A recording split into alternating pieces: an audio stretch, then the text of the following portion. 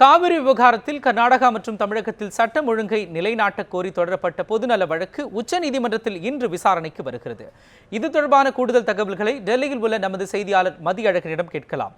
மதியழகன், சொல்லுங்க, இந்த பொதுநல மனுவில் என்னென்ன கோரிக்கைகள் இடம்பெற்றிருக்கு, குறிப்பா எத்தனை மனுக்கு இந்த மனு விசாரணைக்கு வரவிருக்கிறது, இது குறித்து சொல்லுங்க மதி. அதாவது காவிரியிலிருந்து தமிழகத்திற்கு தண்ணீர் திறந்து விடுவதற்கு கடந்த 5ஆம் தேதி உச்சநீதிமன்றம் உத்தரவிட்டிருந்தது. இதனைத் தொடர்ந்து கர்நாடகத்தில் வன்முறை சம்பவங்கள் நிகழ்ந்தன. அதையடுத்து தமிழகத்திலும் வன்முறை சம்பவங்கள் நிகழ்ந்தன. இந்த வன்முறை சம்பவங்களின் பொழுது இரு மாநிலத்திலும் இருக்கக்கூடிய, அதாவது தமிழகத்தை பொறுத்த வரைக்கும் கன்னடர்கள் மீது தாக்கல் நடத்தப்பட்டது, அதேபோல் கர்நாடகத்திலும் தமிழர்கள் மீது தாக்கல் நடத்தப்பட்டது. பொது சொத்துக்கள் மற்றும் தனியார் சொத்துக்களுக்கும் சேதம் விளைவிக்கப்பட்டன. வாகனங்கள் எரிப்பு சம்பவங்களும் நடைபெற்றன. இந்த நிலையில் மக்கள் கூட்டமைப்பு கட்சி சார்பில் நேற்று உச்சநீதிமன்றத்தில் ஒரு பொதுநல வழக்கானது தொடரப்பட்டு இருக்கிறது. அந்த வழக்கில் முக்கியமாக குறிப்பிடப்பட்டு இருக்கக்கூடிய விஷயம் என்னவென்றால், அதாவது கர்நாடகத்தில் இன்றும் தமிழகத்தில் நாளையும் அறிவிக்கப்பட்டிருக்கக்கூடிய இந்த பந்தானது சட்டவிரோதம் என்று அறிவிக்க வேண்டும். அதே போல் இந்த பந்த் நாள் என்று இரு மாநிலங்களிலும் பொதுமக்களினுடைய அன்றாட வாழ்க்கை பாதிக்கப்படாமல் இருக்க வேண்டும்.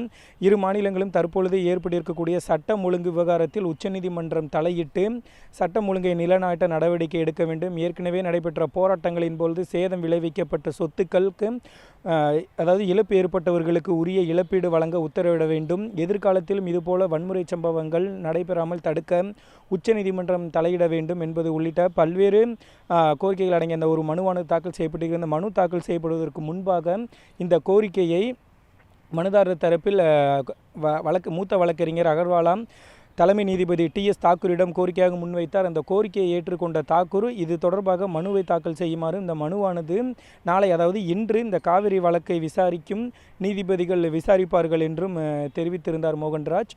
இந்த மனுவானது இன்று, அதாவது 10வது வழக்காக இந்த வழக்கு இன்று விசாரணைக்கு வர இருக்கிறது. நேரத்தை நாம் குறிப்பிட்டு சொல்ல முடியாது, ஏனென்றால் அதற்கு முன்பு 9 வழக்குகள் இருக்கின்றன. அந்த 9 வழக்குகளின் விசாரணையை பொறுத்தே இந்த வழக்கானது இன்றைக்கு விசாரிக்கப்பட இருக்கிறது. மோகன்ராஜ், இப்போ அடுத்ததாக காவிரி விவகாரத்தில் உச்சநீதிமன்ற உத்தரவுக்கு எதிராக கர்நாடகத்தில் தொடர் வன்முறைகள் வெடித்த நிலையில் இவ்வழக்கில் நீதிமன்றம் எந்த மாதிரியான உத்தரவுகளை பிறப்பிக்க வாய்ப்புகள் இருக்கிறது மதி? அதாவது காவிரி விவகாரத்தை பொறுத்த வரைக்குமே 5ஆம் தேதி உச்சநீதிமன்றமானது தண்ணீர் திறக்க உத்தரவிட்டிருந்தது. இதனை எதிர்த்து, அதாவது தண்ணீர் எங்களால் திறந்துவிட முடியாது, கர்நாடகத்திற்கே போதிய தண்ணீர் இல்லை, அது மட்டுமில்லாமல் தண்ணீர் திறந்து விடுவதால் மாநிலத்தில் சட்டம் ஒழுங்கு பாதிக்கப்பட்டு இருக்கிறது, இதன் காரணமாகவும் தண்ணீர் திறக்க உச்சநீதிமன்றம் உத்தரவிட்ட அந்த உத்தரவை ரத்து செய்ய வேண்டும் என்றும் கர்நாடக அரசு தரப்பில் கடந்த 12ஆம் தேதி மனு தாக்கல் செய்யப்பட்டிருந்தது. அன்றைய தினமானது அந்த வழக்கு நீதிபதிகள் தீபக் மிஸ்ரா, UU லலித் ஆகியோர் அடங்கிய அமர்வு முன்பு வந்தது. அப்பொழுது கர்நாடகத்தினுடைய அந்த மனுவிற்கு நீதிபதி தீபக் மிஸ்ரா தனது கடும் கண்டனத்தை பதிவு செய்திருந்தார். அவர் என்ன தெரிவித்திருந்தார் என்றால், சட்டம் ஒழுங்கு என்பது மாநிலத்தினுடைய பிரச்சனை, அதை காரணம் காட்டி உச்சநீதிமன்றத்தினுடைய உத்தரவை மாற்ற கோருவது சரியானதல்ல. அது மட்டுமில்லாமல் நீதிமன்றம் ஒரு உத்தரவை பிறப்பிக்குமானால் அதை பின்பற்ற வேண்டியது அனைவருடைய கடமை.